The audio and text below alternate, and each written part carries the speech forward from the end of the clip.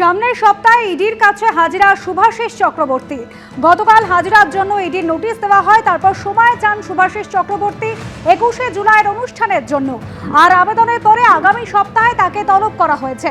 আমাদের প্রতিনিধি আবির দত্ত রয়েছেন আমাদের সঙ্গে। আবির, শুভাশিস চক্রবর্তীর কাছ থেকে মূলত কি কি বিষয় জানতে চাইছে এনফোর্সমেন্ট ডিরেক্টরেট? দেখো, আমরা জানি যে এনফোর্সমেন্ট ডিরেক্টরেটের তরফ থেকে যে একটি নতুন তদন্ত তারা করেছে এবং বিভিন্ন জায়গাতে তল্লাশি অভিযান চালানো হয়েছিল।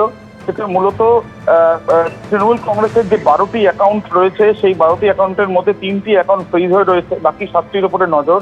এবং একটি নির্দিষ্ট অ্যাকাউন্টে 164 কোটি টাকা রয়েছে এবং সেখানকার যে লেনদেন সেই সংক্রান্ত বিষয়ে তারা জানার জন্য এর আগে ব্যাংকে তারা চিঠি দেন এবং সেই ব্যাংকে চিঠি দেওয়ার পরে এখান থেকে পাওয়া তথ্য এবং তার সাথে সাথে তাদের তরফ থেকে বিভিন্ন জায়গাতে তল্লাশি অভিযান চালিয়ে বিমান সংস্থার 2জনকে ডাকা হয়েছিল, তাদেরকে জিজ্ঞাসাবাদও করা হয়। শুভাশিস চক্রবর্তী তিনি কোষাধ্যক্ষ এবং তাকে তলব করা হয়েছে এবং তাকে যখন তলব করা হয় তিনি নিজে জানান যে তিনি 21শে জুলাইয়ের অনুষ্ঠানের জন্য তিনি উপস্থিত থাকতে পারবেন না এবং সেই জন্য তিনি নিজেই সময় চান এবং আগামী সপ্তাহের মধ্যেই তাকে সিজিও কমপ্লেক্সে তিনি যেন হাজির হন, সেইটাই বলা হয় এনফোর্সমেন্ট ডিরেক্টরেটের তরফ থেকে।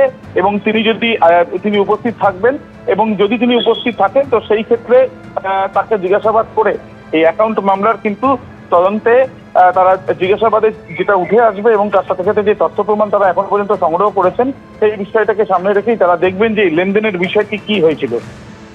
ধন্যবাদ আবির।